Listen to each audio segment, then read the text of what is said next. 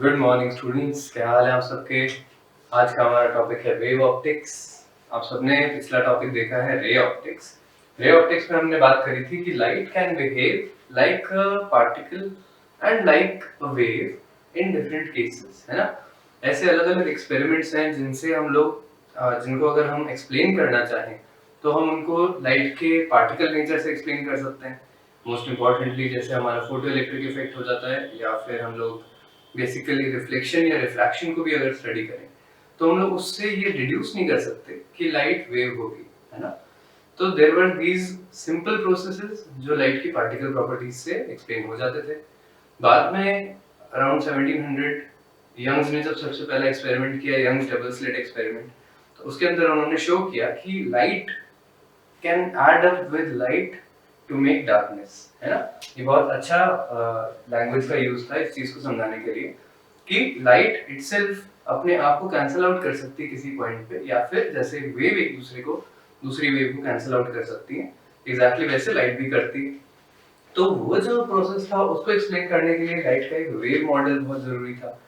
अच्छा, अगर wave model आ भी जाता है तो आप रिफ्रैक्शन और रिफ्लेक्शन को भूल तो सकते नहीं हैं, तो आपको लाइट के वेव मॉडल से ये भी एक्सप्लेन करना पड़ेगा कि वो रिफ्रैक्ट क्यों करती हैं, वो रिफ्लेक्ट क्यों करती हैं।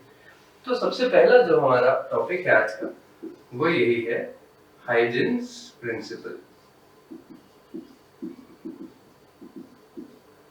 हाइजेंस ने ये बोला कि लाइट वेव की तरह चलती है, एग्जैक्टली जैसे पानी के अंदर अगर हम लोग पत्थर गिराते हैं तो उसकी जो वेव आगे की तरफ अपने आप आगे की तरफ चलती रहेगी, बिल्कुल वैसे ही लाइट भी चलनी चाहिए। तो उन्होंने बोला, एक बहुत इंपॉर्टेंट टर्म जो थी उनकी ये थी कि लाइट अगर एक वेव की तरह चल रही है तो वो आगे क्यों बढ़ रही है, because every point in that wave is going to produce small wavelets.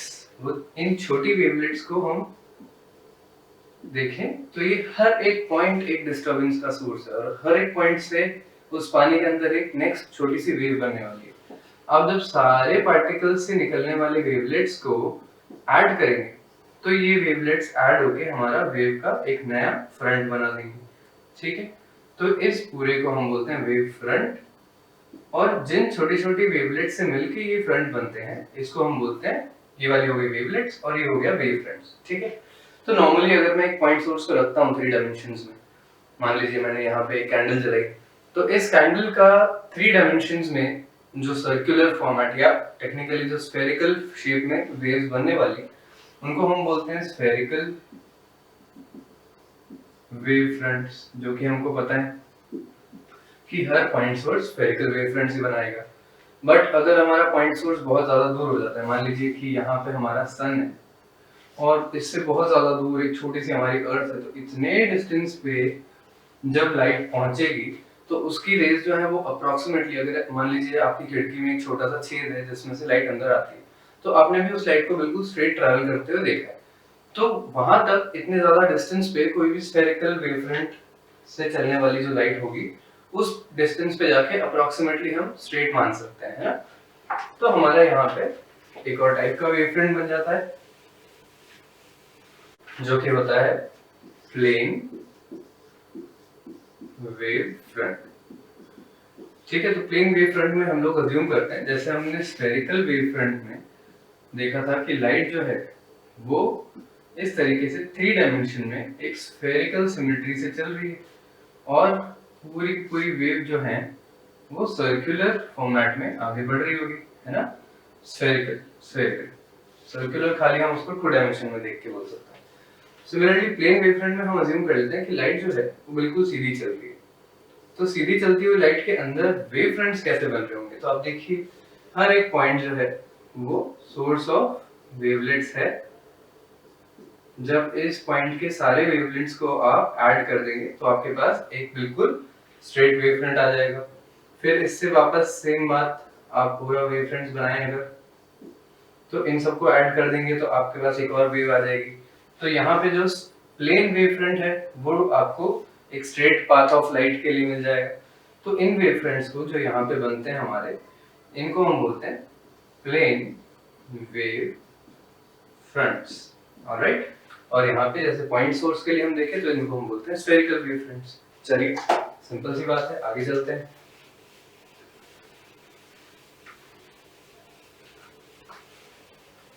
अब अगर हम हाइजन की थ्योरी से एक्सप्लेन करना चाहें रिफ्रैक्शन और रिफ्लेक्शन को, तो देखिए पहले हम रिफ्रैक्शन देख लेते हैं।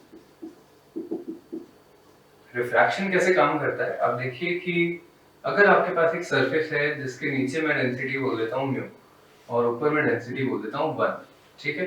तो आपको पता है यहाँ ऊपर आपकी जो वेलोसिटी होगी उसको v1 और नीचे आपकी वेलोसिटी डिफरेंट होने वाली है उसको हम बोलते हैं v2।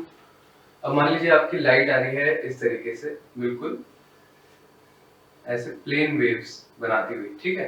तो मैंने यहाँ पे एक straight line of light consider कर ली और ऑब्वियस बात है कि ये एक पर्टिकुलर बीम की बात नहीं होगी, यहाँ पे हम मल्टीपल बीम्स की बात कर रहे हैं जो ओवरऑल जैसे कि एक लेजर होता है बिल्कुल वैसे एक रेक्टेंगुलर फॉर्मेट में आगे चल रही है, ठीक। अब मान लीजिए ये लास्ट जो वेवफ्रंट था ये था हमारा एयर में और इसके बाद यहाँ से कांटेक्ट शुरू हो गया हमारा वाटर के साथ या किसी भी और मटेरियल के साथ। तो यहाँ से अंदर जाने वाला जो वेव्स होंगी वो कुछ इस तरीके से एक सर्कुलर फॉर्मेट में आगे बढ़ रही होंगी वेवलेट्स की अगर मैं बात करता हूँ तो। और आप देखिए यहाँ पे इसकी जो स्पीड होगी, यहाँ पे स्पीड होने वाली है v2 और यहाँ पे जितना टाइम इस पॉइंट को कांटेक्ट तक आने में लगेगा उस टाइम को अगर हम t बोल दें तो ये जो डिस्टेंस है इस डिस्टेंस की वैल्यू हो जाएगी v1t, ठीक है। v1t में हमें पता है कि पानी के अंदर जो हमारी वेव है वो डिस्टेंस चलेगी कितना v2t। तो आप v2t का एक रेडियस का अगर एक सर्कल बना दें तो अंदर एंटर होने वाला जो पॉइंट है वहां से इस सर्कल पे जहां भी एक टैंजेंट जाएगा इन दोनों को आप कनेक्ट कर दीजिए तो यहाँ से आपकी लाइट इसके परपेंडिकुलर कंटिन्यू हो जाएगी, ठीक है। तो कुछ इस तरीके से आपके यहाँ परपेंडिकुलर लाइट एंटर कर जाएगी। तो आप देख सकते हैं कि बाहर से आने वाला एंगल अगर मैं इसको परपेंडिकुलर से एंगल कैलकुलेट करना चाहूँ तो हमको पता है कि ये वाला एंगल है जिसको हम बोलते हैं angle I and similarly perpendicular से अंदर इधर जो एंगल आएगा इसको हम बोलते हैं एंगल आर। तो यहाँ छोटे से दो ट्राइंगल्स बन जाएंगे। एक ट्राइंगल के अंदर आप देखिए ये वाली जो लेंथ है ये है v1t, इस वाले डिस्टेंस को मैं कुछ भी बोल देता हूँ ac बोल देते हैं, ठीक है। इस पॉइंट को हम लोग b बोल देते हैं एंड इससे अंदर जब लाइट आई थोड़ा सा बेंड हो गया और कुछ इस तरीके से ये जो सेकंड लाइन है ये आ जाएगा हमारा a डैश। तो हम जानते हैं कि a से a डैश का डिस्टेंस जो है ये है v2t, यहाँ पे डिस्टेंस है v1t, ac दोनों के लिए कॉमन है। ये जो एंगल I है ये यहाँ पे आ जाएगा, आप देख सकते हैं उसको आराम से, और ये एंगल R आ जाएगा। तो हम जानते हैं कि इस ट्राइंगल में ऊपर वाले ट्राइंगल में अगर मैं साइन I की बात करता हूँ तो वो आ जाता है v1t upon ac and sine R की वैल्यू देखिए इस ट्राइंगल में ये आ जाएगा परपेंडिकुलर v2t अपॉन ac, ठीक है। आप ac को कैंसिल आउट करेंगे तो आपको बहुत आराम से इसकी वैल्यू मिल जाएगी। देखिए ac हो जाएगा v1t अपॉन साइन I, यहाँ पे हो जाएगा v2t अपॉन साइन R। तो v1 अपॉन साइन I जो है वो v2 अपॉन साइन R के बराबर हो जाएगा एंड फाइनली आप लिख सकते हैं इसको sine I by sine R is equal to v1 upon v2, है ना। तो हम जानते हैं v1 अपॉन v2 क्या हो जाएगा, ये हो जाएगा म्यू अपॉन 1, ठीक है। क्योंकि v2 क्या है, v2 आपकी वेलोसिटी है, c बाय v2 की वैल्यू म्यू हो जाएगी एंड c बाय v1 की वैल्यू जो कि हमारी स्पीड ऑफ लाइट अगर हम 1 मीडियम में बोले तो वो हो जाएगा v1, ठीक है। तो यहाँ पे आपके पास आ गया sin I into 1 is equal to sin R into mu, जो कि आपका बन गया स्नेल्स लॉ। तो ये स्नेल्स लॉ की डेरिवेशन थी जो हाइजन के प्रिंसिपल से या हाइजन ने जिस तरीके से उसको एक्सप्लेन किया, ठीक। सिमिलर ज्यादा डीप में हम और नहीं जाएंगे, आप चाहें तो रेयर मीडियम के लिए भी ये डिराइव कर सकते हैं, रिफ्लेक्शन के लिए भी इसका तरीका बिल्कुल सेम रहेगा। रिफ्लेक्शन के केस में क्या होने वाला है, देखिए आपकी जो लाइट एंटर कर रही है बिल्कुल इसी तरीके से ये जो वेव फ्रंट है आपको पता है कि ये डिस्टेंस है यहाँ पे vt, तो आप vt रेडियस की एक सर्कल बना दें इस पॉइंट से, ठीक है। तो यहाँ से इस सर्कल पे जो भी टेंजेंट जाएगी वो यहाँ से हमें रिफ्लेक्शन की वेव दे देगी। तो यहाँ पे एंगल I और एंगल R की वैल्यू आप देख सकते हैं सेम होने वाला है। अगर आप यहाँ से एंगल I, टेक्निकली आपका जो एंगल I का मेजरमेंट होगा वो यहाँ से आएगा साइन I और रिफ्लेक्शन के लिए साइन R, ठीक है। सॉरी केवल I और R की भी बात करें तो हमें पता है कि यहाँ पे दोनों एंगल्स दोनों ट्राइंगल सेम होने वाले हैं, ये वाला और ये वाला, तो दोनों एंगल्स भी सेम होने वाले हैं। ठीक है, चलिए इसके आगे चलते हैं हम लोग।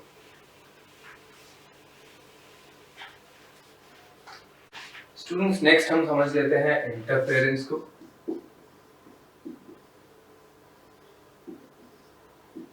हमने वेव्स पहले भी पढ़ा है। इंटरफेरेंस का फिनोमेना एज इतनी सिंपल सी बात है कि किसी भी पॉइंट पे दो वेव्स अगर एक साथ पहुंचती हैं या एक साथ कोलाइड करती हैं तो the point gets super imposed.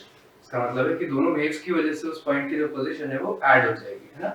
तो दो वेव्स एक दूसरे से कोलाइड करके खत्म नहीं हो जाती, वो एक दूसरे के एक तरीके से एम्पलीट्यूड को या उस पॉइंट पे जो भी उसकी वैल्यू होती है उन वैल्यूज को ऐड कर देती है ना। तो हमको पता है सबसे पहले प्रिंसिपल ऑफ सुपरपोजिशन क्या बोलता है कि P1 प्लस P2 मतलब पोजीशन 1 प्लस पोजीशन 2 आपकी फाइनल पोजीशन बन जाती है। ये तो हमारा प्रिंसिपल ऑफ सुपरपोजिशन है। ठीक है, अगर मैं बात करूं इंटरफेरेंस की तो आप बोलेंगे कि मान लीजिए यहाँ से एक वेव पहुंचती है इधर, इसको मैं इस पॉइंट पे डिफाइन कर देता हूँ, इस पोजीशन को P1 को, ये हो जाएगा y1 sin omega t। And similarly यहाँ से दूसरी वेव पहुंचती है जो हमारा P2 देगी, जिसकी वैल्यू है y2 sin omega t plus 5। ठीक है, अब ध्यान रखिए यहाँ पे हमने ओमेगा दोनों का सेम लिया है, बट हमने y1 और y2 जो इनकी एम्पलीट्यूड्स है वो डिफरेंट कर दी। तो मैथमेटिक्स इसकी बहुत सिंपल है। आप इन दोनों वेव्स को जब इस पोजीशन के पार्टिकल की आप पोजीशन देखना चाहते हैं तो आप क्या करेंगे, आपको केवल P1 प्लस P2 करना है, y1 sin omega t plus y2 sin omega t plus 5। ठीक है, बेसिक मैथमेटिक्स जो इसका डेरिवेशन है ट्रिग्नोमेट्री से रिलेटेड वो मैं नहीं बता रहा, मैं आपको इसका एक सिंपल सा तरीका बता देता हूँ। हमें पता है कि यहाँ पे हमारा जो फेज है वो 0 है, तो आपने यहाँ पे y1 लिख दिया। ठीक है, फाई एंगल पे आपने y2 को लिख दिया और इन दोनों को हमने ऐड कर दिया, बिल्कुल जैसे हम वेक्टर्स को ऐड करते हैं। तो आपका जो यहाँ वेक्टर एडिशन आएगा ये हो जाएगा y टोटल की वैल्यू क्या आ जाएगी, वेक्टर एडिशन से आपको इसको सॉल्व करना है, तो ये आ जाएगा y1 under root of y1 square plus y2 square plus 2y1 y2 cos 5, है ना। ये हमने पहले भी एक बार देख रखा है और ये फॉर्मूला आपने बहुत पहले वेक्टर्स में भी पढ़ा था।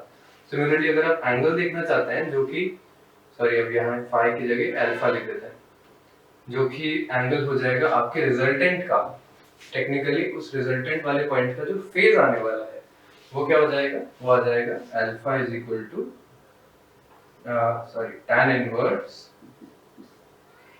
परपेंडिकुलर लाइन आपकी देखिए y2 sin phi divided by base में क्या आएगा y1 plus y2 cos phi। तो ये आपका हो जाएगा अल्फा। तो फाइनली आप इस पॉइंट को जब आप देंगे पोजीशन इसकी तो आप इसको लिख सकते हैं yt sin omega t plus alpha. ठीक है, यहाँ पे हमने yt और अल्फा को यहाँ पे डिफाइन कर दिया। ठीक है बच्चों, तो इंटरफेरेंस जो है बहुत सिंपली इसी तरीके से हो जाती है। अब बात ये है कि अगर मैं बोलता हूँ कि दोनों का y सेम है, ठीक है, लेट्स कंसिडर कि दोनों वेव सेम एम्पलीट्यूड की आ रही है, तो देखिए for y1 is equal to y2 हमारा जो y टोटल है उसका फॉर्मूला थोड़ा सा और इजी हो जाएगा। आप यहाँ पे लिख सकते हैं y1 is equal to y2 को मैं केवल लिख देता हूँ y। ठीक है, तो ये देखिए क्या हो जाएगा y square plus 2y square into cos phi। तो y आपका यहाँ से बाहर आ गया, अंदर क्या बचा हमारे पास 2 प्लस 2 cos phi, तो 2 प्लस 2 cos phi, या तो आप इसको इस तरीके से लिख सकते हैं। ठीक है, सिमिलरली यहाँ पे tan phi ये जो हो जाएगा अल्फा, इसकी वैल्यू क्या हो जाएगी आप देखिए tan इनवर्स ऑफ, यहाँ ऊपर और y नीचे कैंसिल आउट हो जाएंगे तो आपके पास बचेगा केवल sin phi upon 1 plus cos phi। ठीक है, तो ये जो फॉर्मूला है ये काफी चेंज हो जाता है अगर आप दोनों वैल्यूज को सेम ले लेते हैं। एंड इसके साथ साथ हम ये भी बोल सकते हैं कि यहाँ पर आपकी वैल्यू जो है y टोटल की it has a range. y total जो है वो मिनिमम जो है 0 हो सकता है अगर अंदर का पूरा जो वैल्यू है ये पूरी 0 हो जाए, ठीक है। एंड मैक्सिमम आप देखिए cos फाई की मैक्सिमम वैल्यू होती है +1, तो अंदर आ जाएगा आपके पास 2 + 2, तो आपकी मैक्सिमम वैल्यू कितनी हो जाएगी? मैक्सिमम वैल्यू आपकी 2y हो जाएगी। तो आपका जो फाइनल वैल्यू आने वाला है एडिशन का, सॉरी इंटरफेरेंस का, उसकी वैल्यू एक रेंज में लाई कर रही है। तो हम लोग देख सकते हैं कि मिनिमम वैल्यू कब लेने वाला है, तो मिनिमा जो है कब आएगा, मिनिमा की वैल्यू हम लिख देते हैं yt = 0, और ये आएगा जब आपका cos फाई जो है उसकी वैल्यू हो जाएगी -1, तो फाई की वैल्यू 180 डिग्री या फिर n पाई, जहां पे n जो है उसको ऑड लेना पड़ेगा, ठीक है। इसको आप रिप्रेजेंट कर देते हैं यूजुअली 2n - 1 पाई से, ठीक है, जिसमें हम n की वैल्यू को हमेशा 1 से शुरू करते हैं, ठीक है। तो ये n यहाँ पे सारे इंटीजर्स हो सकते हैं, और 2n - 1 पाई पे इसकी वैल्यू हमेशा ऑड आएगी, और ऑड आएगी तो मिनिमा पे आ जाएगा। सिमिलरली मैक्सिमा कब आएगा, y2 की वैल्यू 2y कब हो जाएगी, जब cos फाई जो है उसकी वैल्यू आएगी +1। cos फाई की वैल्यू +1 कब आती है, एक तो 0 पे, फिर 2 पाई पे, फिर 4 पाई पे। तो यहाँ पे सारे जो है ऑड, हमको इवन नंबर्स ऑफ पाई चाहिए, तो आप इसको सिंपली ऐसे लिख सकते हैं 2n पाई, ठीक है। तो ये हमारा मैक्सिमा और मिनिमा का कंडीशन आ गया। तो इन दोनों वेव्स को आप सिंपली इस तरीके से ऐड कर सकते हैं, ठीक। तो बच्चों अब हमारे लिए YDSE जो है, यंग्स डबल स्लिट एक्सपेरिमेंट, ये समझना बहुत इजी हो जाता है। अब देखिए यंग्स डबल स्लिट एक्सपेरिमेंट में फर्स्ट थिंग कोहेरेंट सोर्सेज हमें चाहिए होते हैं। तो कोहेरेंट सोर्सेज प्रोड्यूस करने के लिए यंग ने खुद ने क्या किया था, कोहेरेंट होता क्या है, कोहेरेंट वो सोर्स होगा जिसमें आपका जो डेल्टा फाई है, मतलब दोनों सोर्स के बीच का जो फेज डिफरेंस है वो कांस्टेंट रहना चाहिए या फिक्स्ड रहना चाहिए। कोहेरेंट सोर्सेज प्रोड्यूस करने के लिए यंग ने क्या किया था, उन्होंने सनलाइट को एक स्लिट से आने दिया। जिस स्लिट से जो लाइट आई है वो दोनों आगे आने वाली स्लिट्स में जाएगी, तो दोनों का फेज एग्जैक्टली सेम रहेगा, तो उनका जो फेज डिफरेंस है वो बिल्कुल 0 आ गया, और दोनों सोर्सेज एकदम कोहेरेंट हो गए, ठीक है। तो अब यहाँ से अप्रोक्सीमेटली सेम एम्पलीट्यूड की, सेम फ्रीक्वेंसी की, और सेम इनफैक्ट 0 फेज डिफरेंस की लाइट अगर दोनों जगहों से आती है, तो हमें पता है कि ये दोनों लाइट इन स्लिट से पास करने के बाद स्फेरिकल हो जाएंगी, ठीक है। दिस फिनोमेना इज डिफ्रैक्शन, जो कि मैं आगे पढ़ा दूंगा कि जब भी एक छोटी स्लिट से लाइट पास करती है या कोई भी वेव पास करती है, तो वो स्फेरिकल शेप ले लेती है, बिकॉज उसका जो वेव फ्रंट है अब वो इस पॉइंट से जनरेट होने वाला है, ठीक है। तो चाहे पीछे से वो प्लेन वेव फ्रंट की लाइट आई हो, आगे पॉइंट से क्रॉस करने के बाद वो दोनों वेव्स कैसे हो जाएंगी, स्फेरिकल। अब ये स्फेरिकल वेव्स यहाँ दोनों कंबाइन होकर किसी भी एक पॉइंट पे जाती हैं स्क्रीन के, तो आप उस पॉइंट की कुछ बेसिक मैथमेटिक्स समझ सकते हैं। आप देखिए अप्रोक्सीमेट डिस्टेंस अगर मेरे को इस पॉइंट का निकालना है, तो हम यहाँ पे जानते हैं कि कैपिटल D जो है, ये डिस्टेंस तो है हमारा पॉइंट से लेके स्क्रीन तक, मतलब स्क्रीन से लेके आपके सोर्स तक के बीच का डिस्टेंस, और इन दोनों सोर्सेज के बीच का जो डिस्टेंस है वो स्मॉल d हमको पता है। तो आप यहाँ से एक लाइन अगर यहाँ परपेंडिकुलर डालें, तो आप बोल सकते हैं कि ये ऊपर वाली और नीचे वाली अप्रोक्सीमेटली सेम लेंथ है, बट ये जो एक्स्ट्रा लेंथ है यहाँ से यहाँ तक की, अगर मैं इसको यहाँ पे एंगल, अप्रोक्सीमेटली एंगल अगर इस लाइन से यहाँ तक ज्वाइन करें, इस एंगल को अगर आप फाई बोल देते हैं, तो यही सेम एंगल यहाँ पे फाई आ जाता है, एंड ये जो डिस्टेंस है ये डिस्टेंस बन जाता है d sin फाई। तो d sin फाई जो है ये हमारा डेल्टा x हो जाएगा। डेल्टा x क्या हो जाता है, पाथ डिफरेंस। तो अब देखिए यहाँ पे हमारा पाथ डिफरेंस जो है वो आ रहा है डेल्टा x, ठीक है, और डेल्टा x की वैल्यू भी लिख देता हूँ मैं, ये हो जाएगा d sin फाई, ठीक है बच्चों। अब देखिए इसका फायदा ये है कि जैसे हमने पीछे इंटरफेरेंस देखा, हमको पता है एक सिंपल सा फॉर्मूला कि एक लैम्डा जो है, अगर मैं बात करता हूँ एक फ्रीक्वेंसी की, तो 2 पाई जो है वो कवर हो जाता है एक लैम्डा में, है ना। और आपकी एक वेवलेंथ के अंदर अगर आप बीच में कोई और वैल्यू लेना चाहते हैं, तो जो डेल्टा फाई वो हो जाएगा, वो डेल्टा एक्स के बराबर हो जाएगा, बिकॉज अगर आप पूरा डेल्टा एक्स लैम्डा के बराबर रख देते हैं, एक फ्रीक्वेंसी मतलब एक पूरी वेवलेंथ का डिफरेंस, तो आपका जो फेज डिफरेंस है वो 2 पाई बन जाता है। तो यहाँ पे डेल्टा फाई को आप लिख सकते हैं डेल्टा x इंटू 2π/λ। ठीक है, डेल्टा x जो है वो हमको पता है, तो हम यहाँ पे डेल्टा x की जगह d sin phi लिख सकते हैं। तो जो फेज डिफरेंस है उसका फॉर्मूला आ जाएगा 2π d sin phi upon lambda. ठीक है बच्चों, अब देखिए अप्रोक्सीमेटली जो छोटा d है और जो कैपिटल D है उनमें इतना ज्यादा डिफरेंस होता है कि ये एंगल जो है आप अप्रोक्सीमेट कर सकते हैं tan थीटा के बराबर। तो यहाँ पे tan थीटा की वैल्यू देखिए क्या हो जाएगी, इस एंगल के लिए अगर मैं देखूं तो ये हो जाएगा capital Y upon y upon capital D। तो मैं sin phi की जगह y upon capital D put कर सकता हूँ, तो ये बन जाता है 2π/λ into d into sin phi की जगह हमने लिख दिया y/d, तो ये बन जाता है y अपॉन कैपिटल D। ठीक है, तो फाइनली ये आपका फॉर्मूला बन जाता है जो कि फेज डिफरेंस का फॉर्मूला है। अब हम जानते हैं कि फेज डिफरेंस जो है वो कैसा होना चाहिए। फेज डिफरेंस हमें चाहिए, अगर आप इंटरफेरेंस चाहते हैं कंस्ट्रक्टिव, तो आपको फेज डिफरेंस क्रिएट करना पड़ेगा 2π या 2n पाई का, है ना। तो अगर फेज डिफरेंस 2n पाई हो जाता है, जो कि मैं यहाँ कर लेता हूँ, अगर आप कंस्ट्रक्टिव चाहेंगे तो फेज डिफरेंस आपको रखना पड़ेगा 2n पाई का। और 2n पाई अगर ये ज्यादा कंफ्यूजिंग हो रहा है फेज डिफरेंस वाली बात, तो हम इस पूरी चीज को भुला भी सकते हैं और आप सिंपली इसको रख सकते हो कि पाथ डिफरेंस कितना होना चाहिए। तो दो वेव्स अगर सेम पॉइंट पे या सेम एक दूसरे को कंस्ट्रक्ट करना चाहती हैं बिल्कुल 100%, तो उन दोनों के बीच का डिफरेंस हमेशा पूरी पूरी वेवलेंथ का आना चाहिए, या जीरो वेवलेंथ या जीरो डिफरेंस, या एक पूरी वेवलेंथ आगे चल जाए ताकि आपके दोनों पॉइंट्स वापस कंस्ट्रक्टिव आगे बढ़ते हो। ठीक है, तो आप सिंपली इस पाथ डिफरेंस को अगर आप कंपेयर करते हैं तो पार्ट डिफरेंस आपका जब भी n लैम्डा होगा, इसको हम ऐसे ही कर लेते हैं, थोड़ा सा और इजी हो जाएगा। अब देखिए सिंपली पार्ट डिफरेंस अगर आपका कंस्ट्रक्टिव के लिए बात की जाए, डेल्टा x की वैल्यू हो जानी चाहिए n लैम्डा, एंड डिस्ट्रक्टिव के लिए 2n + 1 λ/2। ठीक है, क्या मतलब, जब जब हाफ लैम्डा का डिफरेंस आएगा तब तक एक दूसरे को कैंसिल आउट कर देंगे, जब जब लैम्डा का डिफरेंस आएगा तब तक एक दूसरे को ऐड कर देंगे या कंस्ट्रक्ट कर देंगे।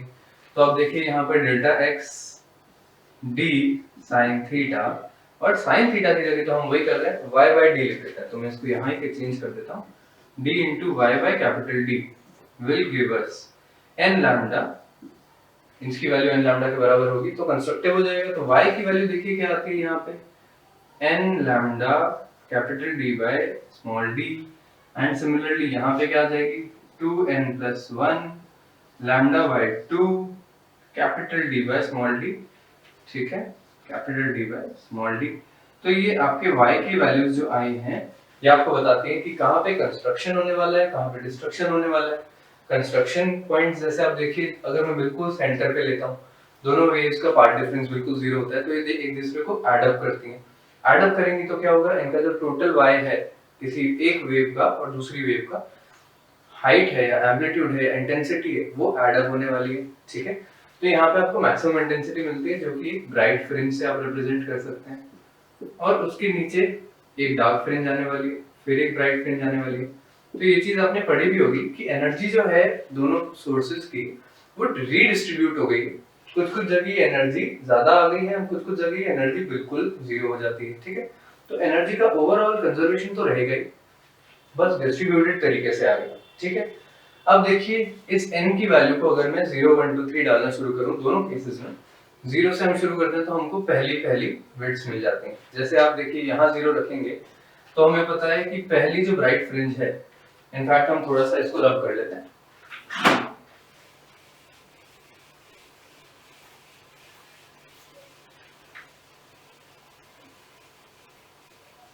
चलिए अब हमें पता है कि पहले जो ब्राइट फ्रिंज है, इस ब्राइट फ्रिंज को यहाँ से यहाँ तक अगर मैं मेजर करना चाहूँ और मैं इसकी सेंटर की बात करता हूँ, तो इसका जो सेंटर है यहाँ पे y की वैल्यू जो है वो बिल्कुल जीरो है। अगली जो ब्राइट फ्रिंज आने वाली है उसकी सेंटर का जो पॉइंट है, इसकी हाइट कितनी हो जाएगी, देखिए यहाँ का जो y आएगा उसकी वैल्यू आ जाएगी यहाँ 1 रख के, तो ये हो जाएगा लैम्डा d/d। ठीक है, और टेक्निकली इसके सेंटर से इसके सेंटर तक का डिफरेंस आ जाता है। ठीक है, सिमिलरली अगर आप इन दोनों के बिल्कुल बीच में आ जाए तो आपकी y की वैल्यू मिल जाएगी, एक में यहाँ लिख देता हूँ y इज इक्वल टू 0।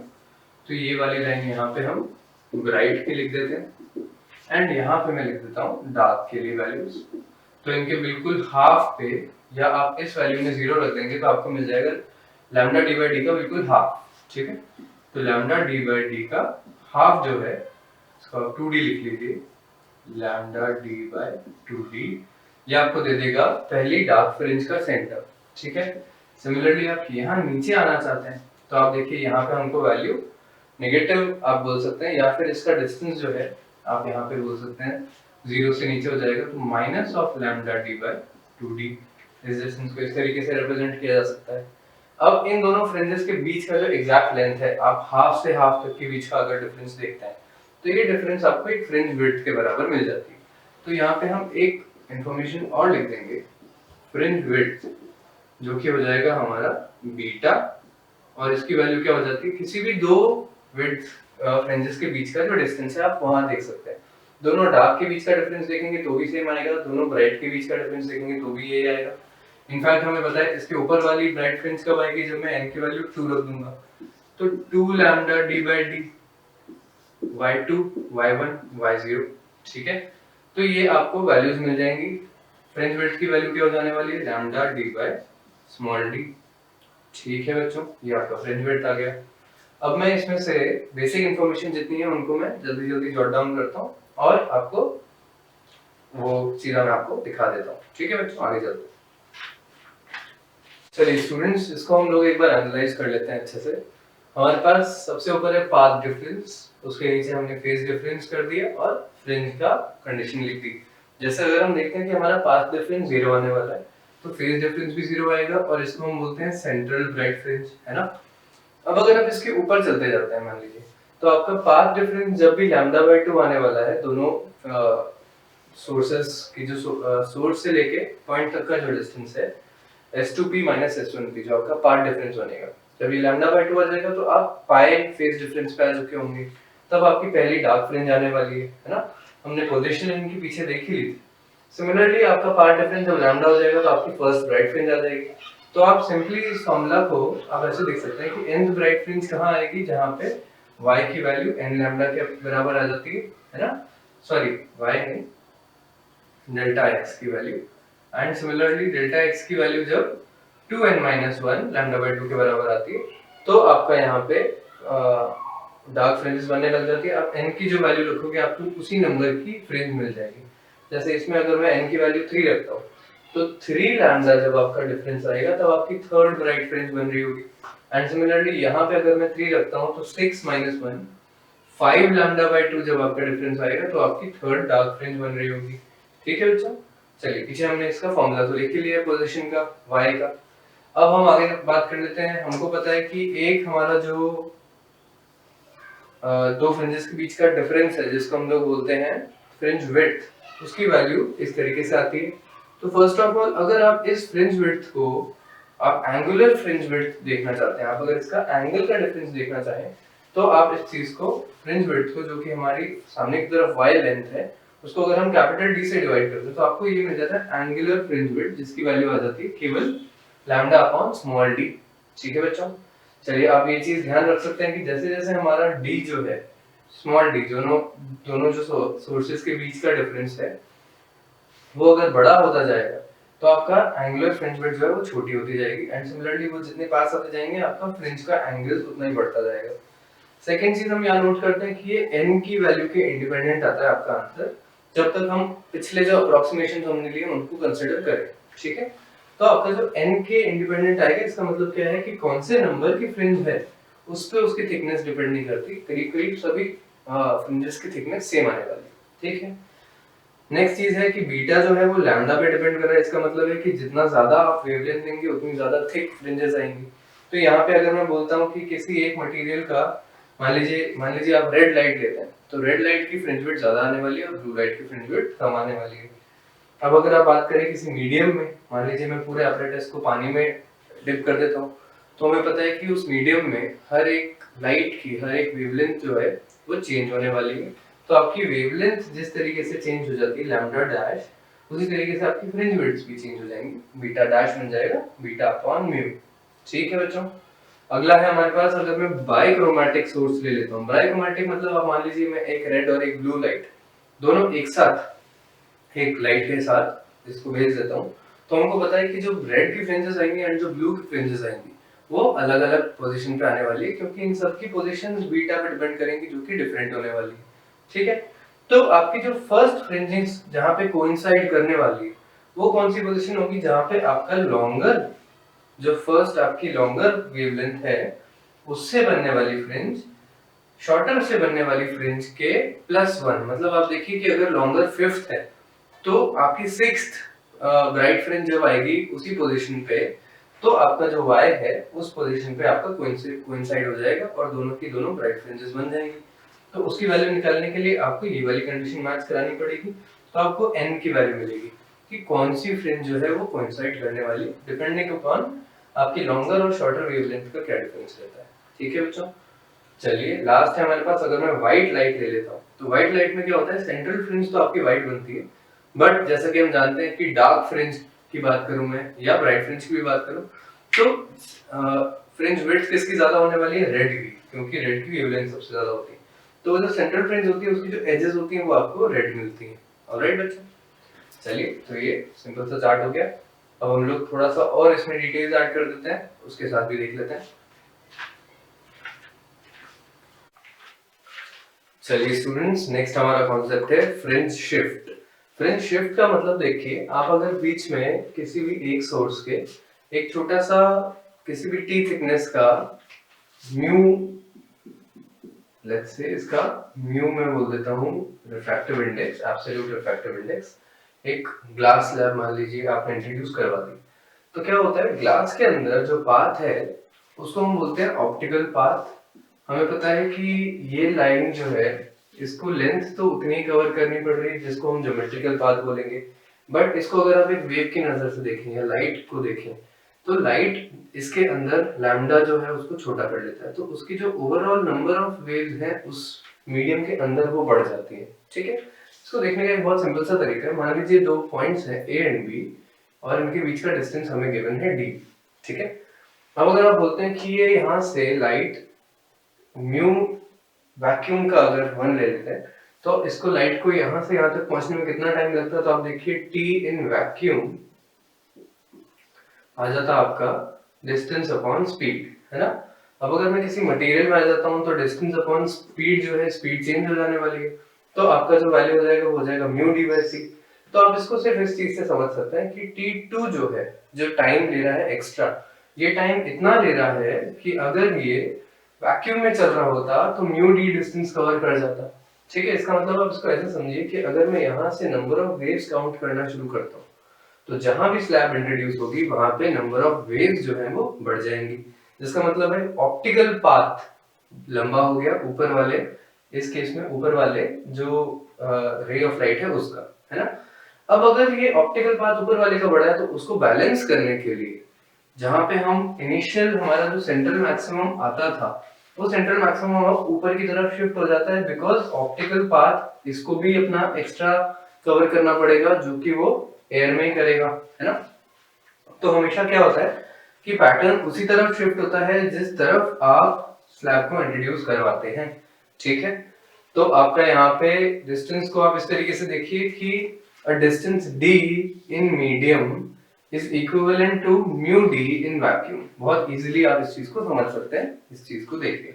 ठीक है, नेक्स्ट आप देखिए, अगर आप बोलते हैं कि आपकी थिकनेस t का यहाँ पे इंट्रोड्यूस हो गया, तो यहाँ पे हमारा जो इनिशियल पोजीशन थी आपकी कोई भी मैक्सिमा की या किसी भी आपकी फ्रिंज की, वो आप इस फॉर्मूला से देते थे, पर इस बार क्या होगा, इस बार डेल्टा एक्स चेंज हो जाएगा। कितना चेंज हो जाएगा, हो जाएगा म्यू माइनस 1 इंटू टी, जो कि हमने रे ऑप्टिक्स वाले चैप्टर में शिफ्ट कैलकुलेट किया था।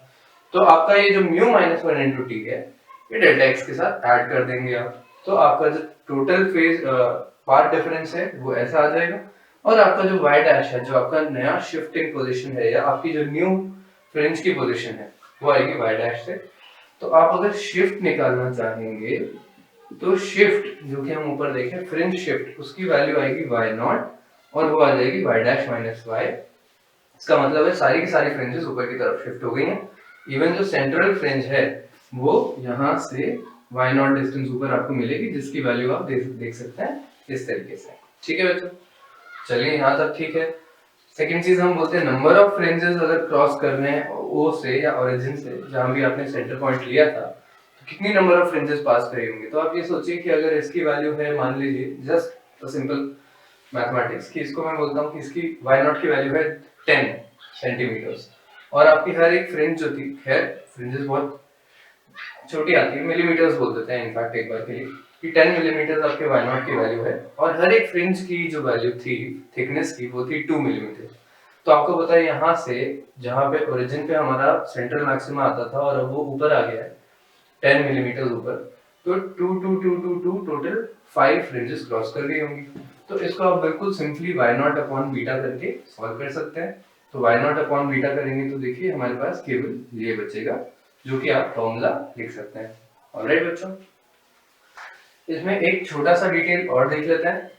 अगर मैं बोलता हूं कि हमने दो स्लैब्स इंट्रोड्यूस करा दिए ऊपर और नीचे दोनों पार्ट्स के बीच में, तो दो स्लैब्स इंट्रोड्यूस कराने से क्या हो जाएगा, आप बोलेंगे कि ऊपर वाले पार्ट पे मैं एक स्लैब इंट्रोड्यूस करा देता हूँ, मान लीजिए इसकी है थिकनेस T1 और इसका μ1 है, एंड नीचे वाले पार्ट पे मैं इंट्रोड्यूस कराता हूँ T2 एंड μ2। ठीक है, तो फॉर्मूला में क्या चेंज आने वाला है, देखिए बहुत सिंपल है, ज्यादा टेंशन लेने की बात नहीं। y0 इज इक्वल टू, आपने जिस तरीके से फर्स्ट वाले को लिखा था बिल्कुल वैसे लिखना है, बट इस बार आपका ऊपर वाले का शिफ्ट माइनस नीचे वाले का शिफ्ट हो जाएगा। तो ऊपर वाले का शिफ्ट आप लिखेंगे μ1 -1 इंटू T1, है ना, इसमें से माइनस कर देंगे नीचे वाले का शिफ्ट, जो कि हो जाएगा यहाँ पे μ2 -1 इंटू T2। तो आपका ओवरऑल फॉर्मूला कुछ इस तरीके से दिखने वाला है, अगर आप दोनों सोर्सेस के बीच में दो अलग अलग मटेरियल्स की दो अलग अलग थिकनेस की स्लैब इंट्रोड्यूस कर देते हैं। ठीक है बच्चों, अगर ये आंसर ओवरऑल नेगेटिव आता है तो इसका सीधा सा मतलब सिर्फ यही है कि ये फ्रेंड ऊपर की जगह नीचे की तरफ शिफ्ट हो गया। ठीक, तो वो आपका आंसर खुद ही आपको बता देगा। चलिए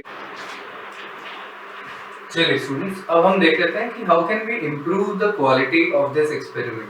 मान लीजिए कि हम जानते हैं कि हमारा जो इंटरफेरेंस पैटर्न है वो सस्टेन्ड है, इसका मतलब है कि वो काफी देर तक हम उसको ऑब्जर्व कर सकते हैं, एंड सिमिलरली अच्छी कॉन्ट्रास्ट के साथ है, तो आपको ब्लैक और व्हाइट जो फ्रिंजेस हैं उनमें क्लियर डिफरेंस नजर आ जाना चाहिए।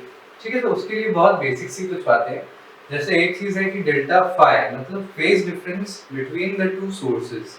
अगर आप दो डिफरेंट सोर्सेज लेते हैं तो उनके बीच का जो फेज डिफरेंस है वो कांस्टेंट मेंटेन करना पड़ेगा। ठीक है, नेक्स्ट है हमारे पास फ्रीक्वेंसी वेवलेंथ जो है, फ्रीक्वेंसी या वेवलेंथ जो भी है इक्वल रहनी चाहिए दोनों सोर्सेज की। ठीक है, नेक्स्ट इज मोनोक्रोमैटिक लाइट लोगे तो ऑब्वियसली बहुत अच्छा रहेगा, बिकॉज जैसे जैसे आप कलर्स ऐड करते जाएंगे वैसे वैसे उनकी फ्रिंज विड्थ चेंज होती जाएगी। लैम्डा अगर डिफरेंट है तो फ्रिंज विड्थ भी डिफरेंट आने वाली है, जिससे क्या हो जाएगा कि आपका जो फाइनली फ्रिंजेस आएंगी वो सिग्निफिकेंटली क्लियर नहीं नजर आएगा, आपको डिफरेंस नहीं नजर आएगा। आप यूँ सोचिए कि अगर मैं व्हाइट लाइट लेता हूँ तो आपको उसकी फ्रिंजेस की एज जो है वो रेड कलर की नजर आने वाली है, देन सिमिलरली आपकी सारी व्हाइट फ्रिंजेस हमेशा रेड एज की होंगी, तो आपको क्लियरली उसकी एज भी नजर नहीं आने वाली है ना, सिंपल है। सोर्सेज मस्ट बी नैरो, जितना ज्यादा नैरो सोर्स होगा उतना क्लियर हमारा स्फेरिकल वेवफ्रंट आने वाला है, या एक तरीके से सर्कुलर वेवफ्रंट आएगा अगर आप स्लिट्स को लंबी रेक्टेंगुलर स्लिट्स रखते हैं तो।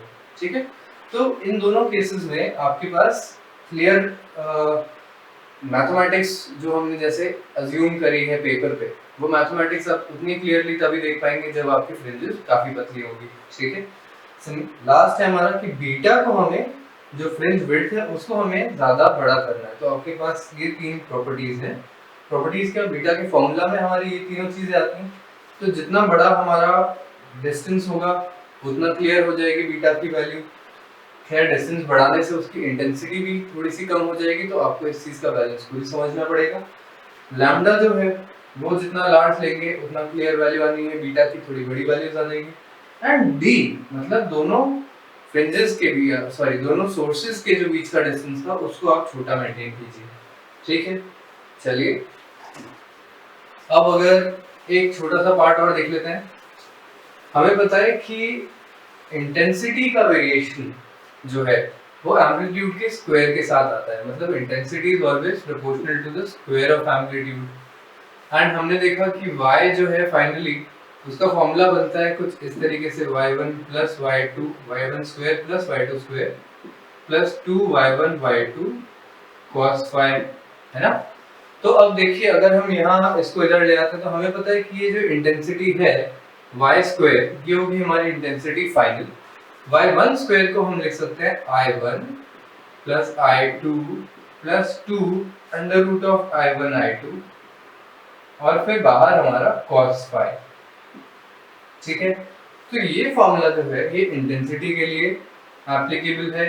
और इस फॉर्मूला में भी आप देखिए मैक्सिमम जो आपकी वैल्यू आती है, फर्स्टली अगर मैं आपको बोल देता हूँ कि I1 is equal to I2, तो यहाँ पे आप देख सकते हैं कि आपका I0 जो है, I1 is equal to I2 को अगर मैं I बोल देता हूँ तो आपका फॉर्मूला कुछ ऐसा हो जाएगा।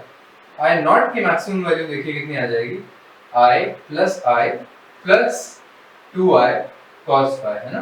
तो इसकी वैल्यू देखिए क्या हो जाएगी, हो जाएगा 2I into 1 plus cos phi. तो अब हमें पता है कि cos फाई की वैल्यू अगर प्लस 1 है तो I0 की मैक्सिमम वैल्यू आ जाएगी जो कि हो जाएगी 4I, एंड I0 की मिनिमम वैल्यू कितनी हो जाएगी, 0, ठीक है। तो हमें मिनिमम और मैक्सिमम क्लियरली पता चल जाता है, ठीक। अगर आपका I1 और I2 डिफरेंट वैल्यूज लेता है तो क्या हो जाएगा हमारा फॉर्मूला, तो I मैक्स जो है उसकी वैल्यू हो जाती है under root of I1 plus under root of I2 का whole square, and I minimum की वैल्यू हो जाती है under root of I1 minus under root of I2 का होल स्क्वायर, ठीक है। इनफैक्ट आपसे कई जगह पूछा भी जाता है कि I max upon I minimum का रेशियो क्या आने वाला है, तो आपको इन्हीं दोनों को डिवाइड करना पड़ेगा, there is no other way. आपसे एक क्वेश्चन में ऐसा पूछा जाएगा कि अगर मैं आपसे बोलता हूँ कि एक सोर्स है हमारे पास, नीचे कर लेते हैं इसको,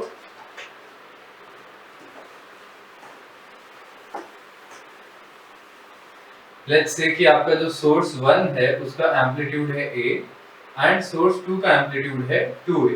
तो हमें पता है कि इसकी जो इंटेंसिटी को अगर मैं I बोल देता हूँ तो यहाँ पे जो कि a का स्क्वायर होने वाली है, ऑब्वियसली a के स्क्वायर के प्रोपोर्शनल आने वाली है, तो 2a की वैल्यू कितनी हो जाएगी, यहाँ पे इंटेंसिटी जो सेकंड होगी I2 उसकी वैल्यू हो जाएगी 4 टाइम्स a स्क्वायर, है ना। तो ये हो जाएगा 4 टाइम्स I1, ठीक है, 4 टाइम्स I1। तो अब आपके पास ऊपर वाले फॉर्मूला में अगर आप मैक्सिमम अपॉन मिनिमम की वैल्यू निकालना चाहें तो आप देखिए यहाँ पे आप लिखेंगे root of I plus root of 4I upon root of I minus root of 4I और इस पूरे का स्क्वायर कर दीजिए, ठीक है। तो आपका फॉर्मूला देखिए क्या हो जाएगा, यहाँ पे आप स्क्वायर इनफैक्ट लगा दें तो हमारे पास ओपन करके आ जाता है I plus 4I plus 2 into under root of 4I का स्क्वायर अपॉन नीचे आ जाएगा हमारे पास I plus 4I minus 2 under root of 4I का स्क्वायर। तो फाइनल आंसर देखिए क्या हो जाएगा, 5I प्लस 4I, तो ये आ जाएगा 9I upon 5I minus 4I जो कि I आ गया, तो आपका रेशियो आ गया 9/1, ठीक है। तो 9 आपका मैक्सिमम पॉसिबिलिटी है, इंटेंसिटी मैक्सिमम 9 तक जा सकती है और मिनिमम 1 तक जा सकती है, 1 से कम भी नहीं होने वाली है, ठीक है। चलिए नोट कर लीजिए, आगे चलते हैं। स्टूडेंट्स आगे हम कंटिन्यू करते हैं। अगर मैं शेप्स की बात करता हूँ तो फ्रिंज एक्चुअली है क्या, वो क्या रिप्रेजेंट कर रहा है और उनकी शेप एग्जैक्टली वैसी क्यों है जैसे हम उसको देखते हैं, है ना। तो these questions have a very mathematical answer, बहुत सीधी सी बात है। Shapes of fringes are obviously, fringe असल में है क्या कि लोकस ऑफ ऑल पॉइंट्स, मतलब आप देखिए जैसे एक आइडिया मैं आपको दे देता हूँ। हमको पता है कि हमारा फॉर्मूला जो है उसमें हम दोनों के पाथ डिफरेंस की वैल्यू देखना चाहते हैं, है ना। और पाथ डिफरेंस जहां जहां पे हमारा 0 होगा वो पूरा हमको एक फ्रिंज देगा, ब्राइट फ्रिंज। फिर पाथ डिफरेंस हमारा जहां पे n लैम्डा की वैल्यूज लेगा, जहां भी फिक्स्ड वैल्यू n लैम्डा, वो सारे के सारे पॉइंट्स हमको क्या देंगे, एक एक मैक्सिमा देने वाले हैं। तो उन सारे पॉइंट्स का लोकस जो है वो पूरी एक ब्राइट फ्रिंज बन जाती है। ठीक, तो अब देखिए अगर मैं बोलता हूँ S2P माइनस S1P, जितने भी पॉइंट्स हैं जिनका डिस्टेंस दोनों पॉइंट से इस तरीके से रिलेटेड है, S2 और S1 से इस तरीके से उसके डिस्टेंसेस रिलेटेड हैं, उन पॉइंट्स का लोकस आपका क्या आने वाला है। तो आप देखिए ये सारे कोनिक सेक्शंस के अलग अलग टाइप्स हैं। जैसे अगर मैं बोलता हूँ कि एक पॉइंट से इक्विडिस्टेंट सारे पॉइंट्स का लोकस कैसा होगा, तो एक सर्कल आएगा। सिमिलरली दो पॉइंट्स से जो सम ऑफ डिस्टेंसेस है S1P प्लस S2P, अगर मैं कांस्टेंट बोल देता तो वो एक एलिप्स की शेप आ जाती। बिल्कुल वैसे ही यहाँ पे S2P माइनस S1P की जो शेप आती है ये आ जाती है हाइपरबोला। तो हमारे पास यहाँ हाइपरबोलिक एक्चुअली ग्राफ आता है, बस उसकी सेंट्रल फ्रिंजेस इतनी क्लोजली पैक्ड हैं कि अगर आप उसकी सेंट्रल फ्रिंजेस को देखेंगे तो वो अप्रोक्सीमेटली स्ट्रेट नजर आने वाली है। ठीक है, चलिए तो शेप्स ऑफ फ्रिंजेस में हम लोग एक ये बात आप ध्यान रखें, अगर आपका एक्स एक्सिस में लाइट जा रहा है और वाई और जेड एक्सिस के प्लेन में आपने एक फ्रिंज को रखा हुआ है, सॉरी एक प्लेट को रखा हुआ है स्क्रीन को, तो वाई जेड एक्सिस कुछ ऐसा होगा। तो इस पे जो इमेज बनेगी वो एक्चुअली हाइपरबोलास होंगी जिनकी जो सेंट्रल लाइन है वो जेड एक्सिस पे लाई कर रही होगी। ठीक है, तो बिल्कुल सेंटर में आप कह सकते हैं कि हाँ अप्रोक्सीमेटली स्ट्रेट लाइन आपको मिल रही है, बट जैसे जैसे आप एज की तरफ बढ़ते जाएंगे वो हाइपरबोलिक आपको नजर आती जाएगी। ठीक है, चलिए ये हो गया। नेक्स्ट चीज हम छोटी सी देख लेते हैं, थिन फिल्म इंटरफेरेंस। आपको ये चीज पता ही होगी, थिन फिल्म मतलब आप कभी भी एक ग्लास की पतली फिल्म लेते हैं तो उसमें लाइट कुछ इस तरीके से बिहेव करती है, जैसे हमने वेव्स की बात करी थी कि जब भी वेव एक रेयर टू डेंसर मीडियम जाती है तो सारी की सारी ट्रांसमिट नहीं हो जाती, कुछ रिफ्लेक्शन होता है। और रेयर टू डेंसर, जैसे यहाँ रेयर टू डेंसर में जाते टाइम जो रिफ्लेक्शन आता है वो उस वेव को इन्वर्ट करके वापस भेजता है। तो यहाँ पे जो फेज डिफरेंस है वो इनिशियली आपका पाई बन ही जाता है। ठीक है, पर this is not the case in total internal reflection. जब जहाँ पे डेंसर टू रेयर जा रहा होगा वहां पे जो रिफ्लेक्शन होगा उस रिफ्लेक्शन में कोई फेज का चेंज नहीं आता।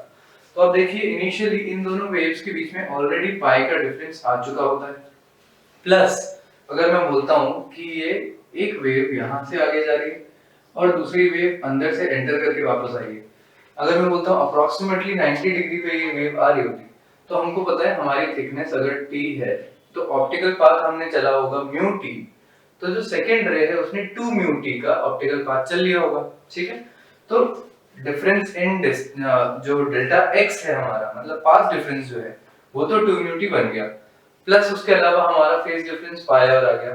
तो इसलिए रिफ्लेक्टेड के केस में जो मैक्सिमा और मिनिमा के फॉर्मूलाज हैं और ट्रांसमिटेड के केस में जो मैक्सिमा और मिनिमा के फॉर्मूलाज हैं वो डायरेक्टली उल्टे हैं। आपका अगर मैक्सिमा का फॉर्मूला देखिए delta x is equal to n lambda आता है ट्रांसमिटेड के लिए, कि आपका डेल्टा x मतलब पाथ डिफरेंस जो कि इसकी थिकनेस का हो जाएगा, अगर वो n लैम्डा के बराबर है तो ट्रांसमिटेड वेव्स जो है आगे जाके इंटरफेयर करेंगी और मैक्सिमा प्रोड्यूस करेंगी। तो रिफ्लेक्टेड वेव उसी केस के लिए आपको मिनिमा देने वाली है, बिकॉज आपको पता है कि रिफ्लेक्टेड वेव्स में पाई का डिफरेंस एक्स्ट्रा चल रहा है। ठीक है, तो आप देखिए बस इसको इस तरीके से आप याद रख लीजिएगा कि यहाँ पे ट्रांसमिटेड और रिफ्लेक्टेड के बीच में इन्वर्टेड रिलेशनशिप है, मतलब जहाँ पे मैक्सिमा ट्रांसमिटेड का आएगा वहीं पे मिनिमा आएगा रिफ्लेक्टेड का, एंड सिमिलरली जहाँ पे मिनिमा आएगा ट्रांसमिटेड का वहाँ पे मैक्सिमा आ जाएगा रिफ्लेक्टेड का। ठीक है, इसको आप नोट कर लीजिए, आगे चलते हैं हम लोग। एक बहुत डिफरेंट टाइप का क्वेश्चन बनता है इस चैप्टर में जो फॉर्मूला से थोड़ा सा बाहर निकल के, तो हम उसको पहले डिस्कस कर लेते हैं। अब देखिए आपको यूजुअली क्या गिवन होता है कि आपके पास दो पॉइंट सोर्सेज हैं, किसी भी साउंड वेव भी हो सकता है, लाइट वेव भी हो सकता है, और इन दोनों के बीच का डिस्टेंस हमको दिया होता है कुछ भी लैम्डा के टर्म्स में। लेट्स से एक केस हम ले लेते हैं 2 लैम्डा का, एंड यहाँ पे हम एक और केस ले लेते हैं जिसमें मैं इसको 1.5 लैम्डा रख देता हूँ। ठीक है, अब आपसे पूछा जाता है कि अगर मैं इसके अराउंड एक सर्कल बनाता हूँ तो इस सर्कल पे नंबर ऑफ मैक्सिमास कितने आएंगे, नंबर ऑफ मिनिमास कितने आएंगे, एंड सिमिलरली मैं एक सर्कल इसके अराउंड भी बना दूंगा तो आपको इस सर्कल पे भी number of maximas and minimas count करके बताना है। तो इसका तरीका बहुत सिंपल है, मैं एक डिफरेंट पेन यूज कर लेता हूँ दोनों चीजों को दिखाने के लिए। तो देखिए फर्स्ट ऑफ ऑल हमको मालूम है कि अगर मैं इसको S1 बोल देता हूँ, इसको मैं S2 बोल देता हूँ, तो any point that is diametrically on the same diameter, मतलब इसी डायमीटर या इसी कॉर्ड पे जो पॉइंट्स आने वाले हैं, ठीक है, इनफैक्ट कॉर्ड नहीं डायमीटर ही बोलना चाहिए इसे। चलिए, तो देखिए इन पॉइंट्स पे यहाँ पे आपका डिस्टेंस कितना होने वाला है, S1p माइनस S2p ऑब्वियसली यहाँ पे आएगा 2 लैम्डा, है ना। एंड सिमिलरली यहाँ पे भी जो डिस्टेंस आएगा वो आ जाएगा 2 लैम्डा। तो हम जानते हैं जब जब n लैम्डा आता है तब तक हमारे पास एक मैक्सिमा आता है। तो मैं सारे मैक्सिमास को इस ब्लैक पेन से मार्क कर दूंगा और मिनिमास को ब्लू से मार्क कर देता हूँ, ठीक है। चलिए, एक चीज हमें पता है, यहाँ पे मैक्सिमा आ गया और ये 2 लैम्डा का डिस्टेंस है, कूल। नेक्स्ट चीज हम देखें कि अगर मैं इन दोनों के बिल्कुल परपेंडिकुलर बाइसेक्टर पे दो पॉइंट्स लेता हूँ, एक पॉइंट ऊपर और एक पॉइंट नीचे, तो हमें पता है कि इसका पाथ डिफरेंस बिल्कुल जीरो आने वाला है एंड इस पॉइंट पे भी पाथ डिफरेंस बिल्कुल जीरो आने वाला है। तो हमको पता है कि ये भी मैक्सिमा है और ये भी मैक्सिमा है। तो हमारे पास अभी तक 4 मैक्सिमास काउंट हो गए, ठीक है। और कितने मैक्सिमा हम काउंट कर सकते हैं? अब देखिए, अगर हमारा मैक्सिमम पॉसिबल डिस्टेंस जो है इन दोनों के बीच का, क्योंकि आप एक स्ट्रेट लाइन पे बात कर रहे हैं, तो मैक्सिमम S1p माइनस S2p की वैल्यू 2 लैम्डा हो सकती है, मिनिमम ऑब्वियसली 0 हो सकती है। तो बीच में क्या वैल्यू बचेगी हमारे पास? 1 लैम्डा। तो 1 लैम्डा की वैल्यू ऑब्वियसली यहाँ बीच में कहीं लाई करेगी। सिमिलरली एक 1 लैम्डा हमारे पास यहाँ आ जाएगा, एक यहाँ आ जाएगा और फाइनली एक यहाँ आ जाएगा। तो आप देखिए यहाँ पे हमारे पास मैक्सिमा कितने हो गए, तो हम काउंट कर सकते हैं 1 2 3 4 5 6 7 8। तो मैक्सिमा हमारे पास 8 आ गए हैं पूरे, और आप उनको इस तरीके से बहुत इजीली प्लॉट करके देख सकते हैं, ठीक है। सेकेंडली, अगर मैं यहाँ पे मिनिमास की बात करूँ तो देखिए उतना ही सिंपल है। आपको पता है 0 और 1 के बीच में एक मिनिमा आएगा जो कि लैम्डा बाय 2 पे होगा, या फिर 0.5 लैम्डा बोल सकते हैं। सिमिलरली एक आ जाएगा यहाँ पे 0.5 लैम्डा, एक आ जाएगा हमारे पास 0 और 1 के बीच में यहाँ पे 0.5 लैम्डा, और एक आ जाएगा यहाँ पे 0.5 लैम्डा, ठीक है। बिल्कुल ऐसे ही यहाँ पे हमारे पास आएगा 3 लैम्डा बाय 2, यहाँ पे आ जाएगा वही 1.5 लैम्डा, यहाँ पे भी 1.5 लैम्डा और यहाँ पे भी 1.5 लैम्डा, ठीक है। तो वापस 1 2 3 4 5 6 7 8 मिनिमा भी हमारे पास कितने हो जाएंगे, मिनिमा की वैल्यू भी हमारे पास 8 हो जाएगी, और दोनों एग्जैक्टली सेम वैल्यूज, मतलब इक्वली इस तरीके से डिस्टेंस पे होंगे।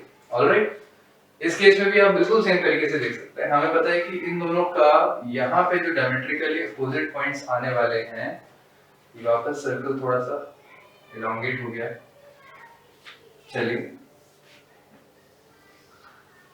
तो इस सर्कल पे आप बोल सकते हैं कि हाँ ठीक, थोड़ा सा ठीक लग रहा है। चलिए, इस सर्कल पे आप बोल सकते हैं कि सामने सामने वाले पॉइंट्स पे 1.5 लैम्डा एंड यहाँ पे भी 1.5 लैम्डा का डिफरेंस आने वाला है। तो ये दोनों तो मिनिमास हैं, बट बिल्कुल डायमेट्रिकली जो परपेंडिकुलर वाले पॉइंट्स हैं उन पे 0 एंड 0 है, तो ये दोनों मैक्सिमा के पॉइंट्स हैं। तो अब देखिए 0 और 1.5 के बीच में हमारे पास सिर्फ एक पॉइंट आने वाला है, जिसकी वैल्यू यहाँ पे आएगी 1 लैम्डा के बराबर, और यहाँ पे भी हमारे पास 1 लैम्डा आ जाएगा। बिल्कुल सिमिलरली यहाँ नीचे भी 1 लैम्डा एंड यहाँ पे भी 1 लैम्डा, ठीक है। तो 1 2 3 4 5 6 हमारे पास यहाँ पे मैक्सिमा कितने आ गए, 6, एंड मिनिमा अगर हम काउंट करते हैं तो 0 और 1 के बीच में एक आएगा lambda by 2, similarly lambda by 2, lambda by 2 and lambda by 2। तो 1 2 3 4 एंड 5 6, वापस आपके पास मिनिमा भी कितने हो जाएंगे, 6। तो इन टाइप के क्वेश्चन को आपको इस तरीके से देखना पड़े, और बस एक जनरल आप इसको फॉलो कर सकते हैं इसी सेम तरीके को। It doesn't take a lot of while, आप इसका डायग्राम कॉपी बना के इसको जल्दी से देख लें, ठीक है। चलिए आगे चलते हैं हम इसके। चलिए स्टूडेंट्स, नेक्स्ट हम देख लेते हैं डिफ्रैक्शन को। डिफ्रैक्शन एक्चुअली है क्या, इसको आप समझिए कि जब भी लाइट अपने वेवलेंथ के कंपेरेबल साइज के ऑब्स्टिकल से या अपने वेवलेंथ के कंपेरेबल साइज के एक पैसेज में से पास करती है, तो हमने हाइजेंस प्रिंसिपल इस तरीके से पढ़ा है कि जब भी आप किसी पैसेज से पास करेंगे, हर एक पॉइंट जो है वो एक नया वेवफ्रंट बनने वाला है। तो बिल्कुल जैसे इंटरफेरेंस के अंदर हमको पता है कि दोनों स्लिट्स नए वेवफ्रंट्स बने थे, जिसकी वजह से आगे स्फेरिकल वेव्स बनी थी, बिल्कुल वैसे ही एक स्लिट में से भी स्फेरिकल वेव्स बनती है, ठीक है।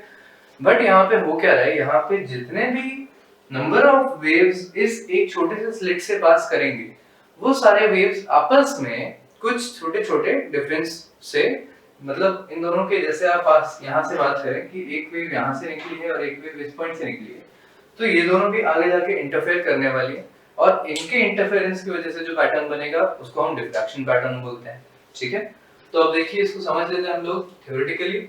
सबसे पहले बेंडिंग ऑफ रे अराउंड एन ऑब्स्टिकल या अपर्चर को हम बोलते हैं डिफ्रैक्शन। प्रॉपर डेफिनेशन से इतनी सी है। ठीक, नेक्स्ट है हमारे पास कि अगर ऑब्स्टिकल या अपर्चर कंपेरेबल साइज का है वेवलेंथ के साथ, तो ये बहुत क्लियरली आपको नजर आ जाएगा। ठीक है, तो आप देखिए जैसे मैंने यहाँ पे एक बड़ा अपर्चर बनाया है, अपर्चर मतलब कोई भी पैसेज, तो इस बड़े अपर्चर में से आपकी जो लाइट है वो अप्रोक्सीमेटली सीधी निकल जाती है। बट आगे जाके जब आपके पास एक छोटा अपर्चर आ जाता है, तो इसमें से आगे निकलने वाली लाइट अपने आप सारी डायरेक्शंस में फैल जाती है। ठीक है, तो यहाँ से वही बात है कि फैमिली ऑफ रेज जो निकल रही है उन सबका इंटरफेरेंस पैटर्न का कंबाइंड जो रिजल्ट आता है वो कुछ इस तरीके का पैटर्न आएगा वॉल पे। ठीक है, तो अब देखिए यहाँ सेंटर में आपके पास एक बहुत बड़ी ब्राइट फ्रिंज है। इस ब्राइट फ्रिंज की थिकनेस एक्चुअली आप यहाँ पे देख सकते हैं माइनस लैम्डा ए से प्लस लैम्डा ए, तो इसकी थिकनेस जो आती है वो आ जाती है 2 लैम्डा ए। ये जो है ये एक्चुअली एंगुलर थिकनेस है। अगर आप इसको इस डिस्टेंस को d से मल्टीप्लाई कर देंगे तो आपको इसकी लीनियर विड्थ भी मिल जाएगी। ठीक है, चलिए बाकी सारी जितनी भी ब्राइट वेव्स आएंगी या ब्राइट फ्रिंजेस आएंगी उनकी थिकनेस केवल लैम्डा बाय ए के बराबर होती है। तो इस चीज को आपको याद रखना है कि सेंट्रल ब्राइट फ्रिंज जो होगी वो हमेशा डबल द साइज होगी आगे आने वाली फ्रिंजेस के, ब्राइट फ्रिंजेस के। ठीक है, एंड आपको मिनिमा की पोजीशन याद करने के लिए एक बहुत सिंपल सा फॉर्मूला याद रखना है कि a sin थीटा, यहाँ से जो हम sin थीटा लेते हैं, a sin थीटा जो है जब जब n lambda plus minus n lambda, यहाँ पे n क्या हो जाएगा, n सारे के सारे इंटीजर्स है, तो हमने वैसे भी प्लस माइनस लिख के उस चीज को डिनोट कर ही दिया है। ठीक, तो आप n की वैल्यूज जैसे जैसे आप चेंज करते जाएंगे वैसे वैसे आपको मिनिमा की वैल्यूज मिलती जाएंगी। तो ये सारी एंगुलर पोजीशंस हैं, आप एंगुलर पोजीशन ऑफ मिनिमा यहाँ से निकाल सकते हैं। एंड एंगुलर विड्थ आप देख ली हमने, सेंट्रल मैक्सिमा की विड्थ हो जाएगी 2 लैम्डा अपॉन है और इसका लीनियर विड्थ हो जाएगी 2d लैम्डा अपॉन है। ठीक है बच्चों, चलिए नोट कर लीजिए आप लोग, आगे चलते हैं हम लोग इसके।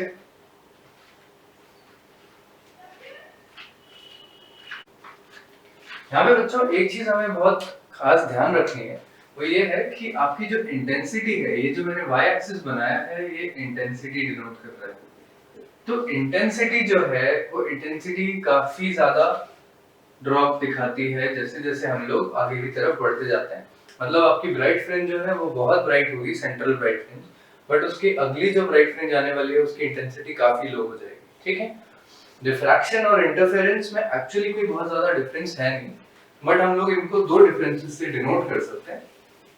बेसिक सी बातें हैं। फर्स्ट डिफरेंस यही हो जाएगा कि अगर मैं सेंट्रल ब्राइट फ्रिंज की बात करता हूं, diffraction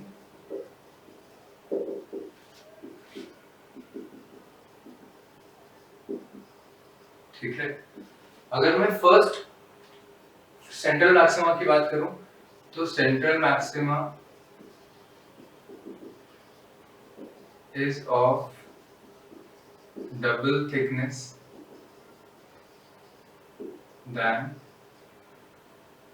that of other maximas। ठीक है, यहाँ पे क्या होगा, all maxima of same thickness। ठीक है, थिकनेस को आप विड्थ भी बोलेंगे तो भी एक ही बात हो जाएगी। चलिए, एक तो ये छोटी सी बात है। सेकंड हम एक और छोटी सी बात बोल सकते हैं डिफ्रैक्शन और इंटरफेरेंस के डिफरेंस के लिए, कि आपकी जो इंटेंसिटी है, intensity falls off as we go away from center। ठीक है, जबकि इंटरफेरेंस के केस में उतना ज्यादा आपका इंटेंसिटी का डिफरेंस नहीं आएगा, तो आपकी इंटेंसिटी जो है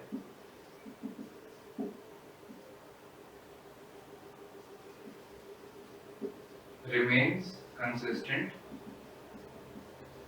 मोस्टली हम मोस्टली बोल देते हैं बिकॉज उसमें भी बहुत ज़्यादा अगर आप डिस्टेंस पे चले जाएंगे तो आपको थोड़ा सा इंटेंसिटी का डिक्रीज होना दिखता है, ठीक है। चलिए, एंड फाइनली हम लोग एक डिफरेंस और बोल सकते हैं कि इंटरफेरेंस जब भी हम डिनोट करते हैं, हम लोग दो ही वेव्स का इंटरफेरेंस के केस में हम लोग टू वेव्स सुपर इम्पोज, है ना, हम लोग बेसिकली दो वेव्स के सुपर इम्पोजिशन को स्टडी करते हैं, जबकि तो यहाँ सुपर इम्पोज देते हैं, ठीक है। जबकि एक डिफ्रैक्शन के केस में एक पूरी की पूरी फैमिली ऑफ वेव्स जो भी उस छोटी सी स्लिट से पास हो रही हैं, ये सारी सुपर इम्पोज करेंगी, तो आपका डिफ्रैक्शन पैटर्न बनेगा, ठीक है बच्चों। चलिए, अब ये चीज हमने कंप्लीट कर ली है, हम आगे चल सकते हैं इसके। हमारा पोलराइजेशन, इसको हम देख लेते हैं जल्दी से, लास्ट टॉपिक है आज का। अब देखिए, अगर आप एक्स एक्सिस में एक रे ऑफ लाइट बनाते हैं और आप वाई और जेड एक्सिस का एक प्लेन उसके सामने रखते हैं, ठीक है, तो जनरली एक अनपोलराइज्ड लाइट जो कि नेचुरली हमें मिलती है कहीं से भी, कोई भी सोर्स होगा लाइट का, चाहे वो सन हो, चाहे वो आपका बल्ब हो, चाहे वो एक नॉर्मल बेसिक सोर्सेज जितने भी हैं, ये सारे अनपोलराइज्ड लाइट प्रोड्यूस करते हैं, ठीक है। अनपोलराइज्ड लाइट में अगर मैं इस वाई-जेड प्लेन को बनाऊं, यहाँ सामने वाई-जेड प्लेन, एंड हम इसमें इलेक्ट्रिक फील्ड को देखना चाहें, तो आपका जो इलेक्ट्रिक फील्ड है वो कोई भी डायरेक्शन ले सकता है, और उसके लिए सारे के सारे डायरेक्शन जो हैं वो इक्वली सिमेट्रिक है, एक तरीके से आप बोल सकते हैं। अगर आपका लाइट एक्स एक्सिस में जा रहा है तो Y axis is not defined for a electric field, वो इलेक्ट्रिक फील्ड इनमें से किसी भी डायरेक्शन पे रहेगा, और जिस डायरेक्शन में रहेगा ऑब्वियसली उसके परपेंडिकुलर डायरेक्शन में मैग्नेटिक फील्ड रहेगा। बट होता क्या है कि it doesn't just take one direction, it takes multiple directions, ठीक है। तो कोई भी एक जो आपकी लाइट की बीम है उसमें मल्टीपल लाइट की बीम्स एडेड हैं, जिनका सबका अपना अपना electric field different different directions में है, एंड ओवरऑल आपको जो रिजल्टेंट इलेक्ट्रिक फील्ड मिलता है वो एक बहुत वेरिएबल फील्ड मिल जाता है, ठीक है। इसको हम थोड़ा सा बेसिक अगर देखना चाहें, बहुत ज्यादा डिटेल में नहीं है, बट बेसिकली आपका पॉइंट ये है कि अगर मैं आपको बोलता हूँ कि ई वाई जो है, जो कि वाई एक्सिस का इलेक्ट्रिक फील्ड है, उसको हम डिनोट कर देते हैं E1, और क्योंकि एक वेव है तो इसको हम बोल देते हैं sin ओमेगा t माइनस के x plus five, and Ez जो है ये है E2 sin omega t minus के एक्स, ठीक है। तो अगर मैं आपको बोल देता हूँ A1 इक्वल टू E2, इसके हम केसेस स्टडी करें तो यहाँ पे लाइट का जो भी एंगल होगा, जो भी इलेक्ट्रिक फील्ड का एंगल होगा, वो tan थीटा से रिप्रेजेंट किया जा सकता है, जो कि हो जाएगा z upon x, sorry z upon y। तो इसकी वैल्यू देखिए क्या आ जाएगी, क्योंकि हमने दोनों को सेम रखा है तो e से e तो कैंसिल आउट हो जाएगा, आपके पास अंदर बचेगा sin of omega t minus kx plus 5 upon sin of omega t minus kx, ठीक है। अब यहाँ पे आप केसेस ले सकते हैं बेसिक आइडिया लगाने के लिए। आप कह सकते हैं कि अच्छा अगर फाई 0 है, या फिर अगर आपका फाई के बराबर है, तो इन दोनों केसेस में क्या होगा, tan थीटा जो है उसकी वैल्यू जो है वो कांस्टेंट रहने वाली है, और कांस्टेंट वैल्यू है तो हमें पता है कि ये लाइट कैसी हो जाएगी, इसको हम बोलेंगे लीनियरली पोलराइज्ड लाइट, ठीक है। लीनियरली पोलराइज्ड लाइट का मतलब है कि उसका इलेक्ट्रिक फील्ड एक ही डायरेक्शन में चल रहा है और वो वेरिएबल नहीं है, वो बार-बार चेंज नहीं होता, ठीक है। लीनियरली पोलराइज्ड लाइट को रिप्रेजेंट करने का तरीका बहुत सिंपल है, आप एक स्ट्रेट लाइन बनाएं और इनको इस परपेंडिकुलर फील्ड से मार्क कर दें, तो आपको पता है कि लाइट ऐसे जा रही है और इलेक्ट्रिक फील्ड परपेंडिकुलर चलता जा रहा है, ठीक है। अब अगर मैं यहाँ पे बोल दूं कि थीटा की वैल्यू या सॉरी फाई की वैल्यू अगर आप यहाँ 90 डिग्री रख लें, इनफैक्ट हमारे पास यहाँ जगह कम है, हम इसको यहाँ ले लेते हैं,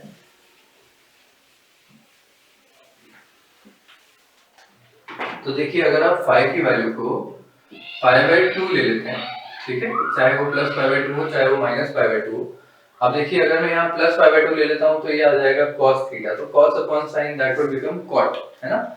या अगर आप नीचे फाई ले लेते, इनफैक्ट जनरली इसका पॉइंट सिर्फ ये है कि आपका लाइट जो है वो sin of omega t minus kx upon cos of omega t minus kx, या फिर cos of omega t minus kx upon sin of omega t minus kx, क्या फंक्शन लेने वाला है, ये tan थीटा जो है ये फंक्शन लेने वाला है अप्रोक्सीमेटली tan ऑफ tan या फिर क्वाट ऑफ ओमेगा टी माइनस के एक्स। ठीक है, अब इस केस में क्या हो जाता है, इन दोनों में से कोई भी फंक्शन ले, इस केस में क्या हो जाएगा, आपको पता है कि टाइम के साथ आपका लाइट का डायरेक्शन चेंज हो रहा है, थीटा चेंज हो रहा है। ठीक है, तो आप सिंपली आप यहाँ पे बोल सकते हैं कि थीटा जो है उसको ओमेगा टी माइनस के एक्स भी अगर मैं बोल दूं तो हमें पता है कि theta is dependent on time. तो इस केस में हमारे पास दो सिचुएशंस हैं। एक सिचुएशन अगर आप बोल देते हैं कि E1 is equal to E2, तो आपको पता है कि आपका थीटा कंटिन्यूअसली टाइम के साथ ओमेगा एंगुलर फ्रीक्वेंसी से घूमता जा रहा है। ठीक है, तो इस लाइट को हम बोलते हैं सर्कुलरली पोलराइज्ड लाइट, जिसमें क्या है कि आपका जो थीटा है, लाइट का जो एंगल है इलेक्ट्रिक फील्ड का, वो बिल्कुल कंटिन्यूअस ओमेगा की वैल्यू से घूम रहा है। ठीक है, बट अगर E1 और E2 एक दूसरे के सेम ना आए तो क्या होगा, कोई एक बड़ा होगा और दूसरा छोटा होगा, तो आपका जो इलेक्ट्रिक फील्ड है, फाइनल इलेक्ट्रिक फील्ड रिजल्टेंट, ये एक एलिप्टिकल पाथ कवर करेगा। ठीक है, तो हम इसको बोलते हैं एलिप्टिकली पोलराइज्ड लाइट। ठीक है, तो ये हमारे बेसिक केसेस हो गए। इसको हम एक बार नोट कर लो, आप अगर करना चाहें तो इसको हम आगे डिटेल में देखते हैं थोड़ा सा।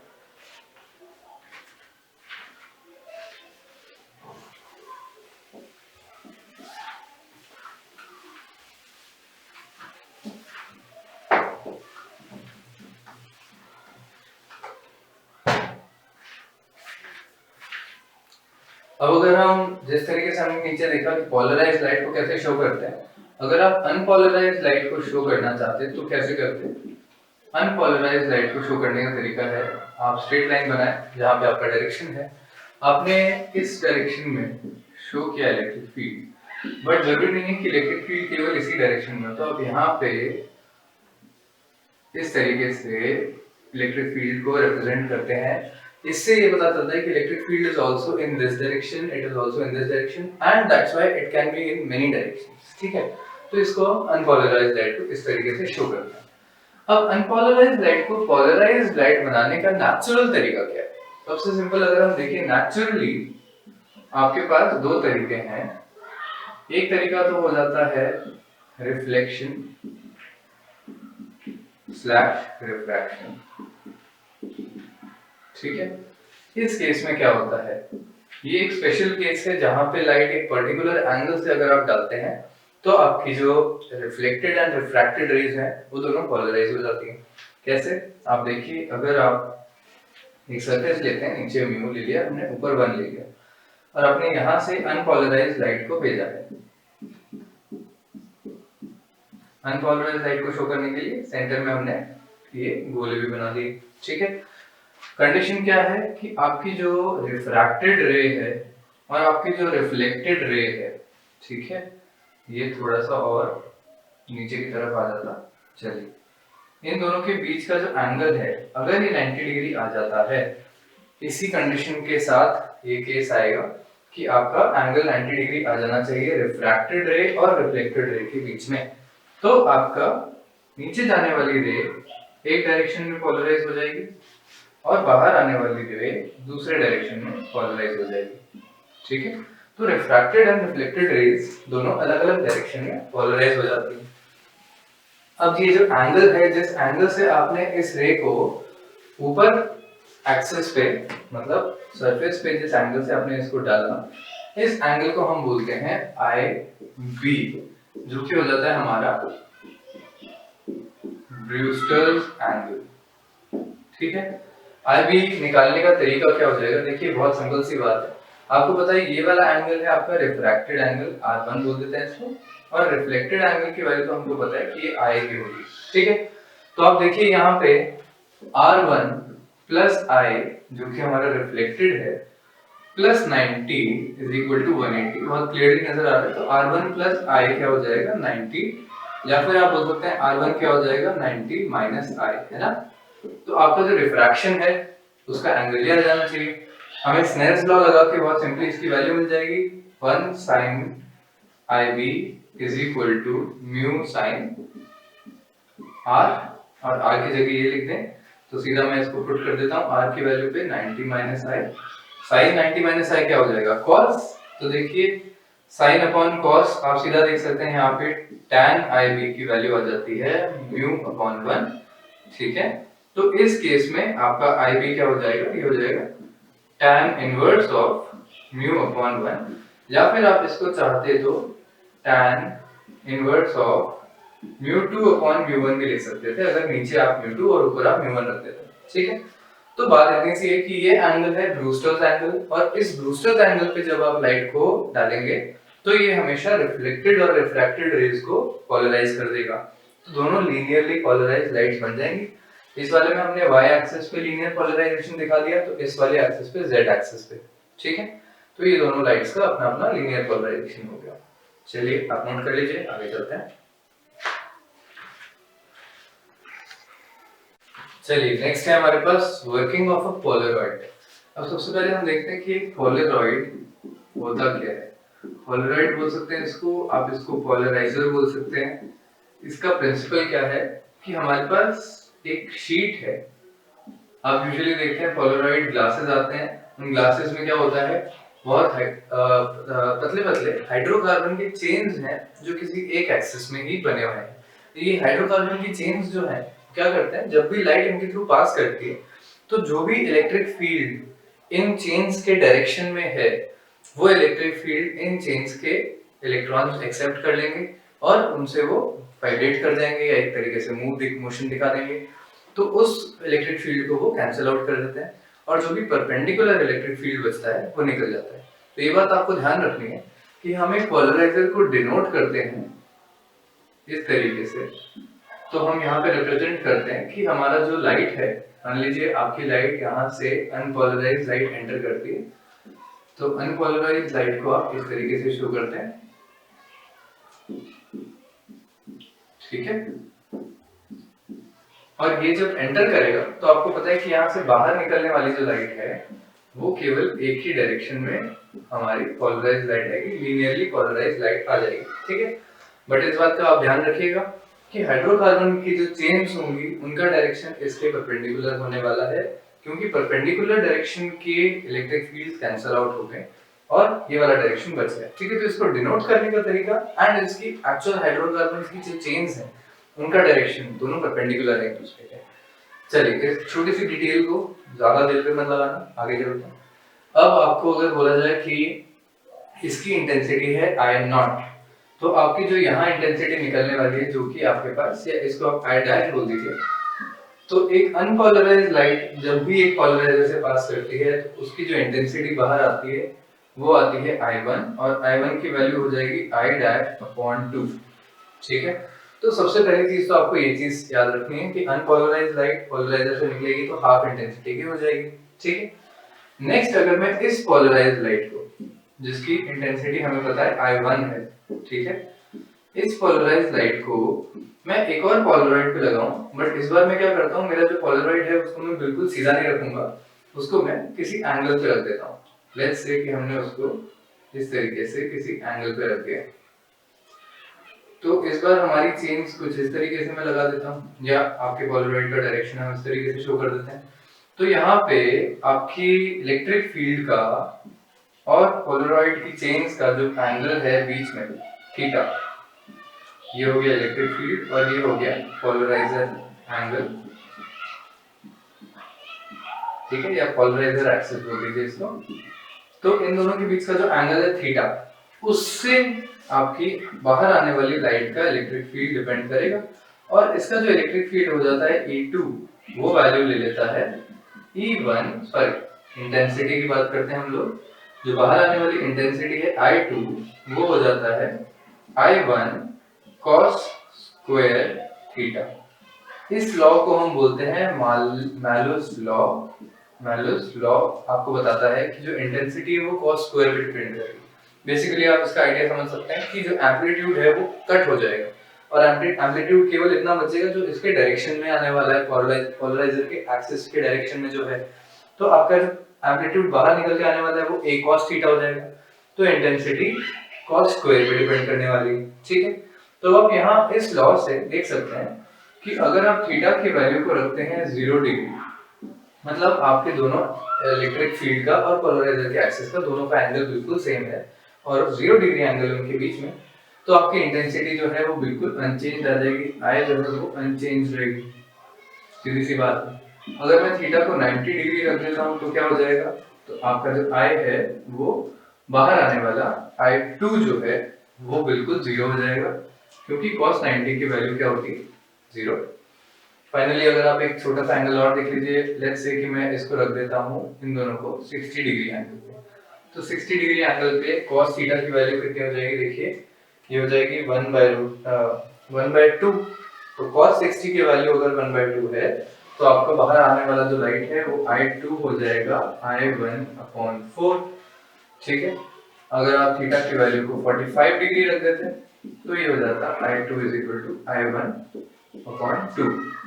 ठीक है, यहाँ से एक छोटा सा इंटरेस्टिंग केस और निकल के आता है, ये भी हम देख लें। अब अगर दो पोलराइड लग देते हैं, ठीक है, मान लीजिए मैं आपको बोलता हूँ कि आपकी लाइट यहाँ इस तरीके से जा रही थी और यहाँ पे आपने पोलराइड 1 रख दिया एंड फिर आपने एक और पोलराइड 2 रख दिया, तो आपकी फाइनल इंटेंसिटी किस तरीके से आएगी, आप देखिए।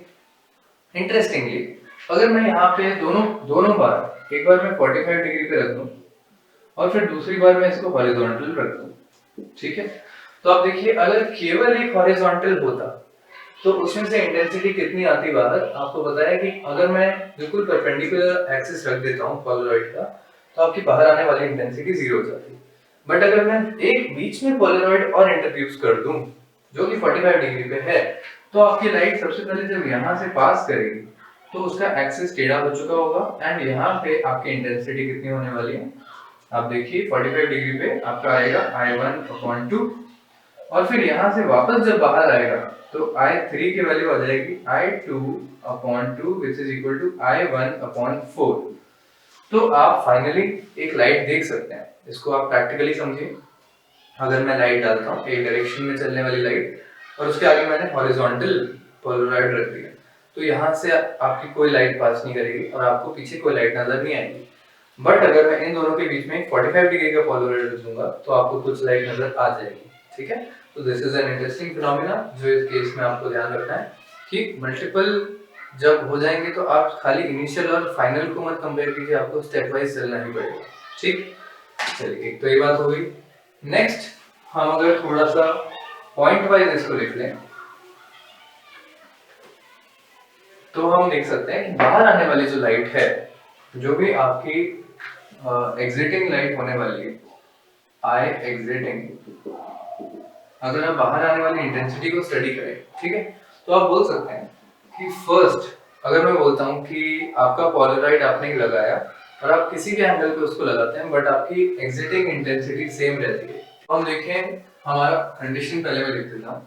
आपने सबसे पहले इनपुट दिया जिसको मैंने बोल दिया आई डैश, ठीक है, फिर आपने यहाँ एक पोलराइड लगाया और फिर आपने इस पोलराइड को रोटेट कर दिया, ठीक है।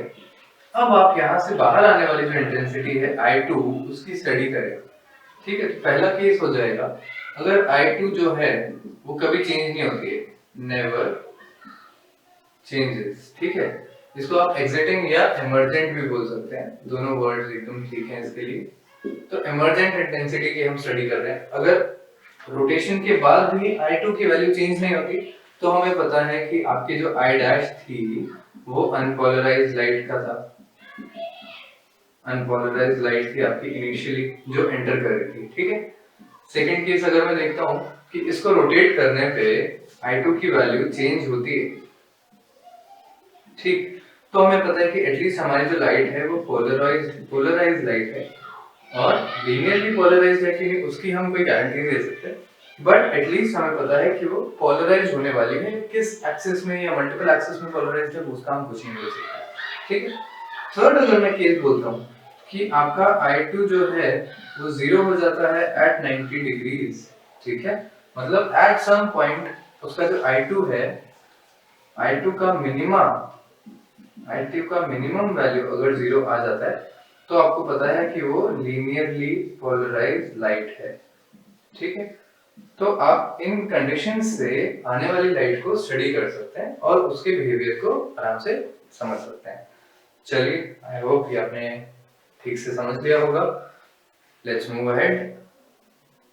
एक केस और है बस हमारे पास, इसका भी आप ध्यान रख लीजिए कि स्कैटरिंग जो है वो भी लाइट को पोलराइज कर देती है। तो आपको जितनी भी एटमॉस्फेयर की ब्लू लाइट नजर आती है ये सारी स्कैटरिंग के केसेस हैं।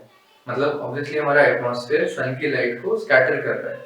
तो क्या होता है कि स्कैटर्ड लाइट यूजुअली एक ही डायरेक्शन में रिफ्लेक्ट होती है। जब भी कोई एक एरिया पर लाइट आ रही है और नीचे की तरफ वो भेज रहा है, तो ये जो स्कैटरिंग है वो एक ही डायरेक्शन में रिफ्लेक्शन होता है।